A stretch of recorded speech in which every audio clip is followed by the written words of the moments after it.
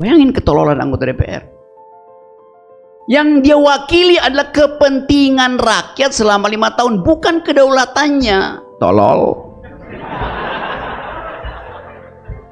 Banyak lulusan fakultas hukum, bahkan di UI, UGM, yang tidak paham tentang hukum.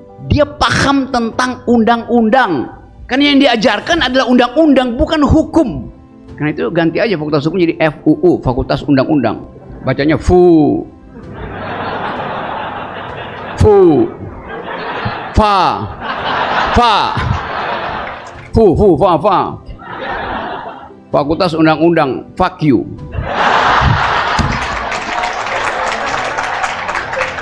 Jadi kata-kata mohon maaf sekali, bodoh, dungu, body shaming itu tidak boleh.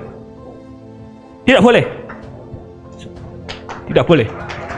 Tolong dicarikan kata-kata yang lain, karena di sini banyak anak-anak muda yang sedikit jar, mohon maaf, saya tidak suka.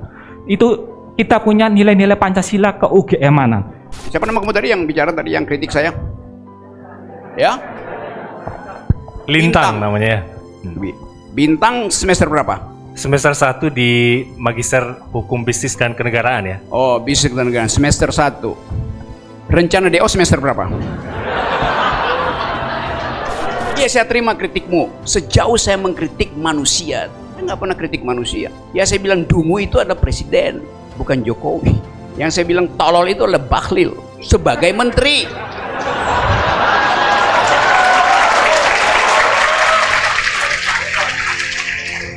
Seandainya saya batalkan kata dungu, hapus dari kamus. Lalu kata pinter artinya apa? Semua kata itu ada pasangannya, ada bifurkasi. Dungu hanya disebut dungu karena kita memuliakan si pinter. Pinter disebut pinter karena kita mengingat kedunguan. Ayat 2 pasal 1 konstitusi kita mengatakan kedaulatan ada di tangan rakyat. Selesai. Anggota DPR klaim kedaulatan rakyat itu kami wakili loh. Bagaimana mungkin kedaulatan itu diwakili? Istilahnya daulat tidak mungkin diwakili, tidak mungkin dikuantifikasi. Daulat itu absolut ada pada saya. Saya kehilangan kedaulatan, saya berhenti jadi rakyat. Jadi dia wakili 5 tahun, artinya selama 5 tahun saya bukan rakyat. Karena identitas primer saya hilang. Bayangin ketololan anggota DPR. Yang dia wakili adalah kepentingan rakyat selama 5 tahun, bukan kedaulatannya. Tolol. Ini standar.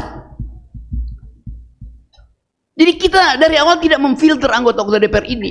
Dia kita pilih karena dia mengemis suara kita pada waktu itu. Begitu dia jadi anggota DPR, dia jadi tuan.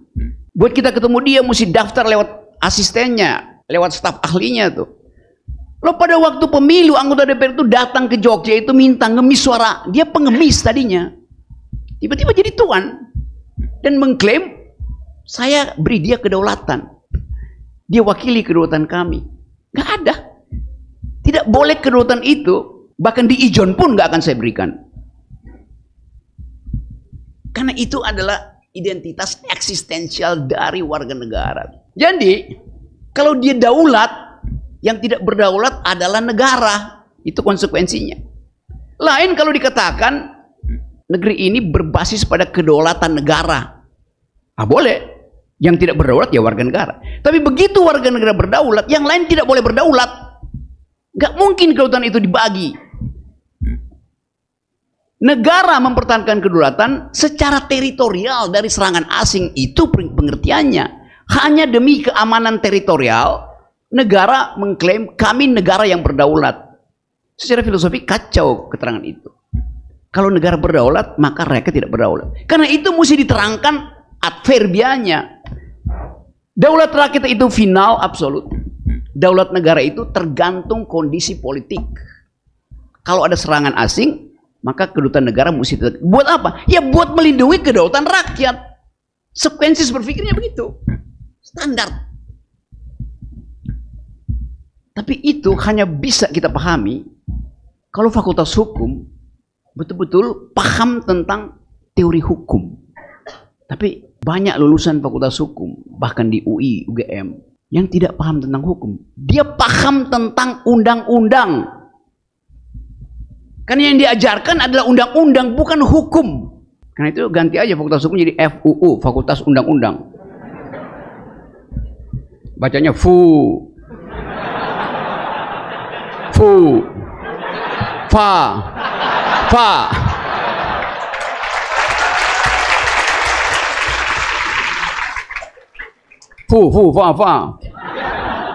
Fakultas Undang-Undang, fuck you.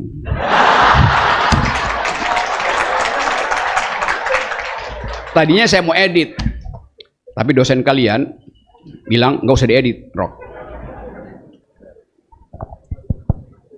Terima kasih yang terhormat MC, moderator, dan Bapak Rocky Gerung. Ya, teman-teman, Bapak Rocky Gerung ini sangat kontroversial menurut saya. Ini kan member bebas ya, boleh saya tidak setuju dengan pendapat Bapak. Oh ya, perkenalkan nama saya dari mahasiswa MHBK semester 1. Nama saya Mata Lintang Yunanjalu.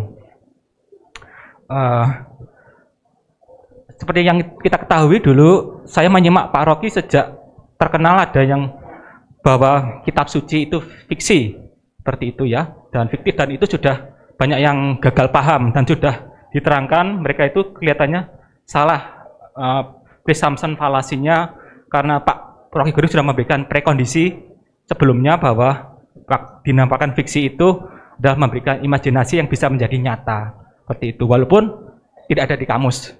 Karena Bapak memang punya otoritas, Bapak pintar, profesor, doktor, seperti itu, maka memang bebas untuk memberi interpretasi sendiri. Kalau saya tidak berani, Pak, membuat interpretasi sendiri tentang kata-kata atau kata hukum dan lain-lain, tidak berani. Kemudian ini ada permintaan dari saya, apakah nanti bisakah Bapak Rocky Gerung memberikan saya nomor WA? bukan nomor WA Bapak, tapi nomor WA-nya Bapak Rismond Sianipar. Karena pada waktu itu beliau mengejek Pak Andi, itu mengatakan MBA-nya online dan tidak kuliah. Padahal saya juga dari UT, Pak. Saya online juga. Saya online dan saya mempunyai ijazah dari UT, dan saya punya legal standing untuk mempertanyakan sebelum mungkin saya akan memperkarakan atau seperti apa, karena di UT itu online dan memang seperti itu. Selanjutnya mohon maaf, dan di UGM ini Bapak, kita memiliki buku pegangan relasi sehat, mohon maaf. Jadi saya tidak sependapat dengan kata-kata yang umpatan itu baik, walaupun ada tempatnya tertentu, tapi di UGM itu ada ke UGM-anan. Jadi kata-kata mohon maaf sekali, bodoh, dungu, body shaming itu tidak boleh. Tidak boleh. Tolong dicarikan kata-kata yang lain, karena di sini banyak anak-anak muda yang sedikit jar, mohon maaf, saya tidak suka. Itu kita punya nilai-nilai Pancasila ke UGM-anan. Ubi societas, ibis uis. Kita ini di Jawa, di Indonesia Nusantara. Kita harus menjaga bahasa. Seperti itu. Terima kasih. Mohon maaf. Baik, terima kasih. Yang tadi siapa nama kamu tadi yang bicara tadi yang kritik saya? Ya? Lintang namanya. Bintang semester berapa? Semester 1 di Magister Hukum Bisnis dan Kenegaraan ya. Oh, Bisnis dan Kenegaraan, semester 1. Rencana DO semester berapa?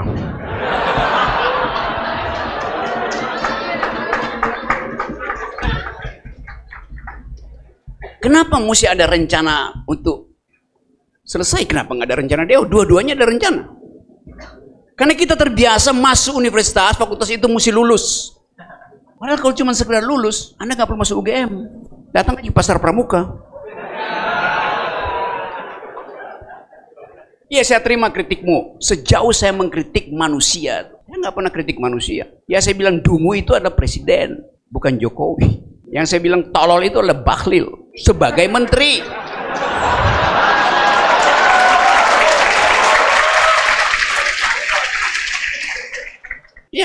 sebagai calon pemegang jaket kuning UI. Bukan Bahlil yang kalau ketemu saya bercanda-bercanda lain. Seandainya saya batalkan kata dungu, hapus dari kamus. Lalu kata pinter artinya apa? Semua kata itu ada pasangannya, ada bifurkasi. Dungu hanya disebut dungu karena kita memuliakan si pinter. Pinter disebut pinter karena kita mengingat kedunguan. Apa yang salah di situ? Dua-duanya ada deskripsi. Dungu artinya kekurangan kemampuan berpikir melalui prinsip-prinsip logical reasoning. Kalau saya terangin begitu panjang, maka saya bilang dungu. Pinter adalah kemampuan untuk mengkombinasikan semua variabel supaya terlihat ada argumen. Sama deskripsi, semuanya deskripsi. Kalau saya nggak boleh memaki-maki, berarti nggak boleh ada yang memuji-muji. Memaki dan memuji itu deskripsi dalam politik. Rocky Gerung maki-maki terus. Ya, Anda muji-muji terus. Kan di situ. Ini gila negeri ini kan. Kata yang ada di dalam kamus kita mau dihapus. Buset dah. Ada dua kata di dalam kamus Webster, Oxford Advanced Dictionary yang disumbangkan oleh orang Indonesia. Dua kata. Satu adalah amok, emak, bahasa Inggrisnya itu.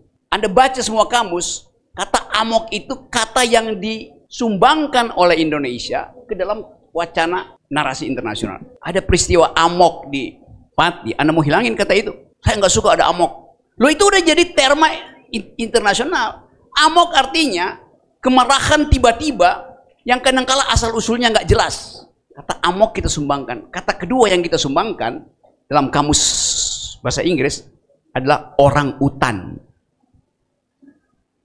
Kata orang utan itu disebut di situ orang utan. Tinggal Anda yang belajar tentang hukum dan bisnis, satu waktu Anda akan terangkan mengapa hanya kata orang utan dan amok yang kita sumbangkan ke dalam bahasa Inggris itu. Apakah orang utan berperilaku amok juga? Oh iya, kalau dia kekurangan makanan. Jadi kita mesti lihat konteksnya apa itu. Sopan santun itu adalah bahasa tubuh. Pikiran yang disopan santunkan itu namanya kemunafikan.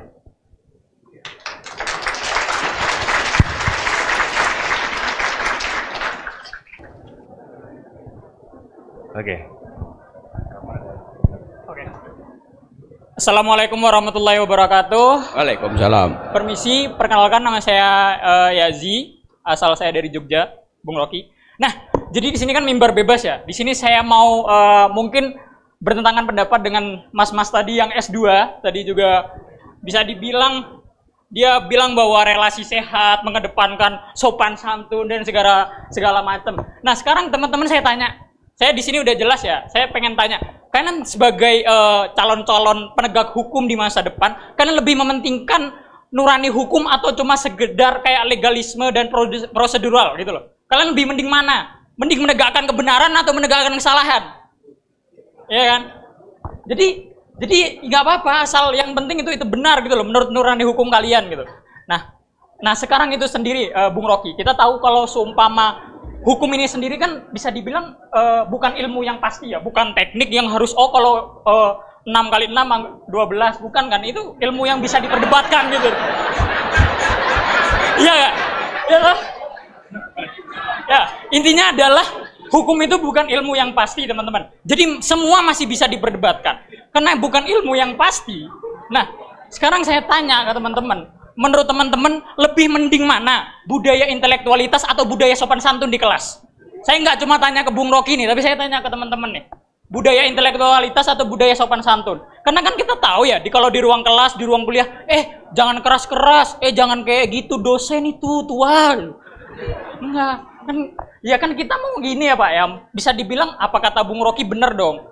Pemikiran ya harus diungkapkan dong. Benar atau salah ya udah, yang penting ngungkapin gitu kan. Nah, ya itu proses pembelajarannya di situ.